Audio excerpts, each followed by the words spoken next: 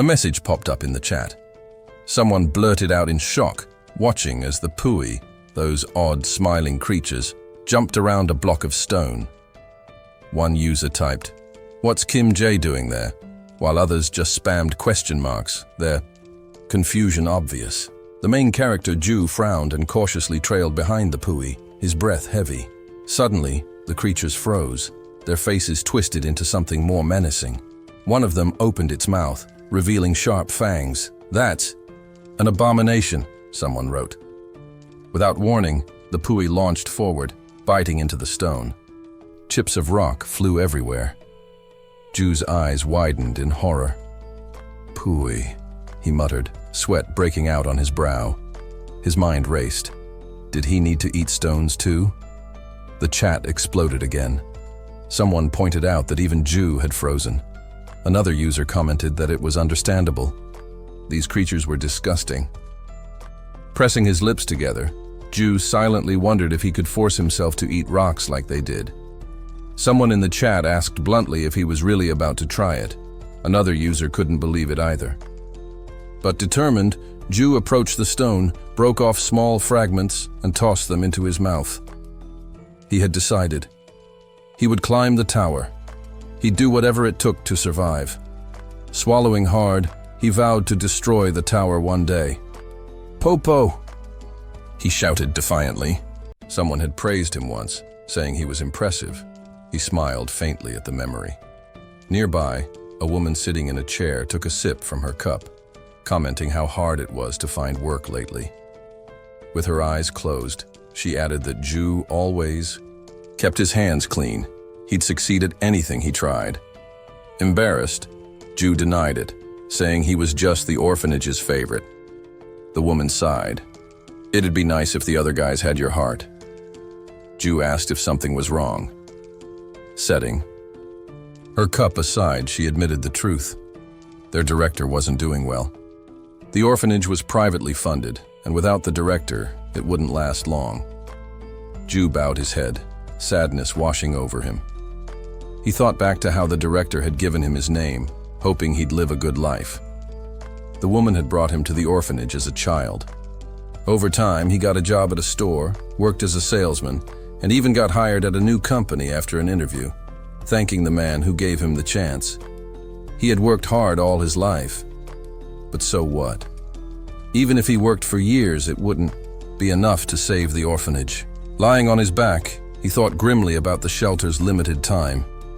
Was there a way to get rich fast? Picking up his phone, he began watching videos about getting rich. As he scrolled, he realized something. No matter what people did, they always ended up talking about awakened ones.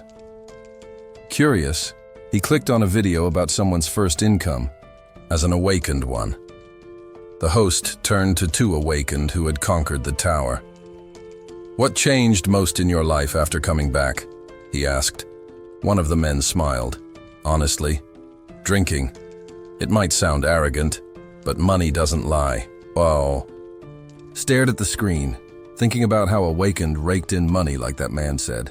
The interview went on, and someone asked about the Pui.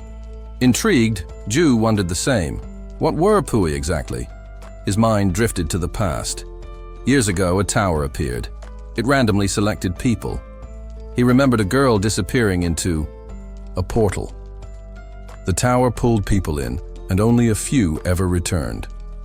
No one knew what happened inside, because those who made it back refused to talk.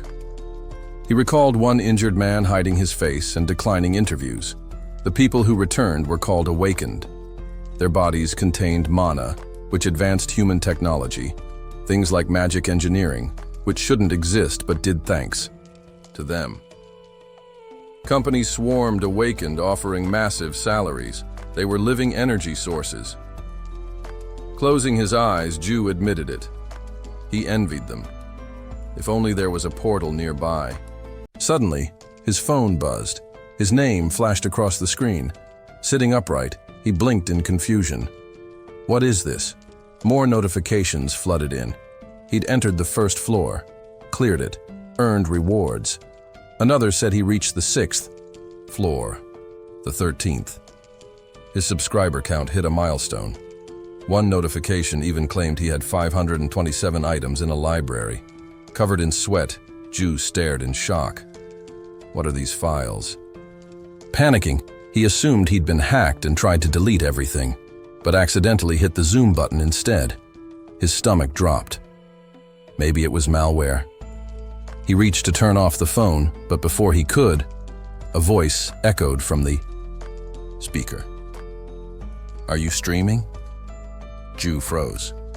The voice kept speaking, mentioning work. Notifications popped into the chat.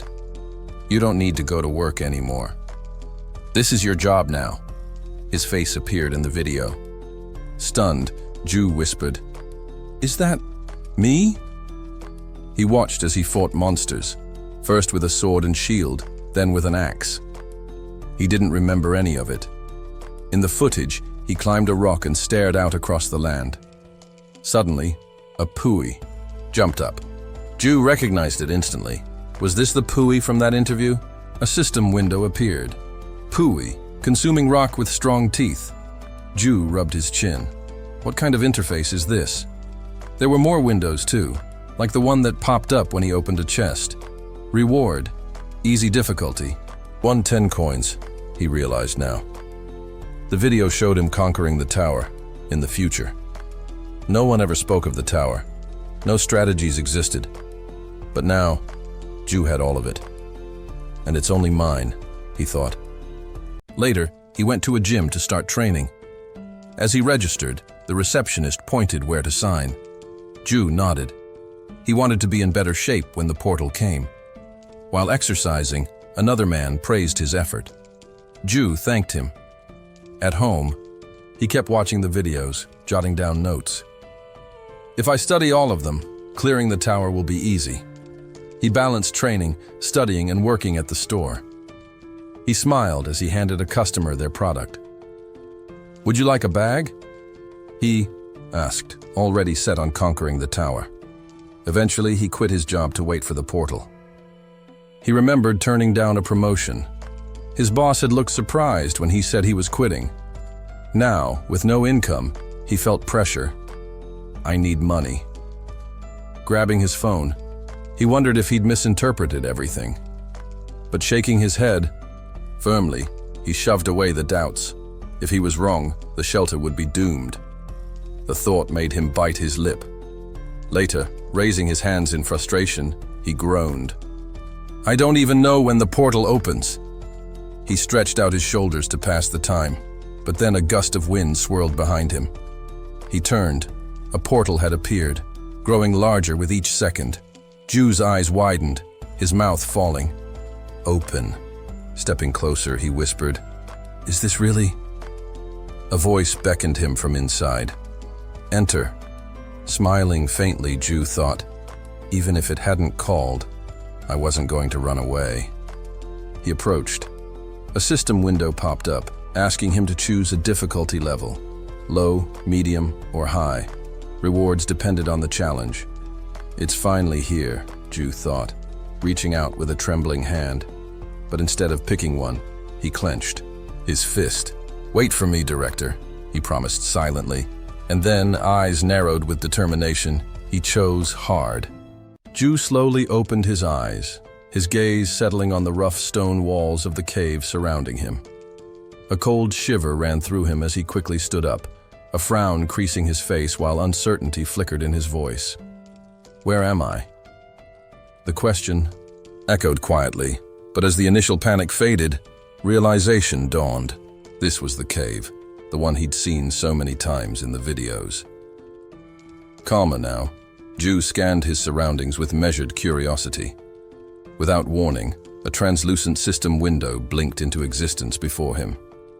"The stream has started," it announced. His eyes narrowed. The streamer! It was him, Ju. No viewers, no subscribers, no coins. The message was clear. The trial was about to begin, and he needed to eliminate all enemies that would appear. A countdown began to tick in the corner of the window. Reaching instinctively into his pocket, Ju's fingers brushed against emptiness. His phone was gone. A flicker of disappointment crossed his face. He had wanted to re-watch the video, but he shrugged it off. He'd practically memorized every clip over the past 2 years. His hand rose to the back of his neck. It should start soon, he reminded himself. He recalled how, on the first floor, participants were always granted a short preparation period before the test began.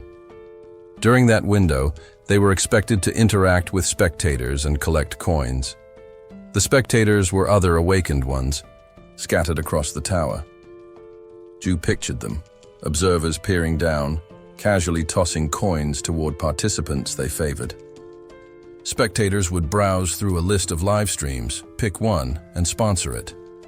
If their chosen streamer advanced to the next floor, the spectators would earn coins as well. Though, truthfully, many probably just watched to pass the time. His thoughts were interrupted by a soft chime. A notification appeared. User, the love has joined the stream. Snapping to attention, Ju bowed politely. Welcome, he greeted with a formal nod.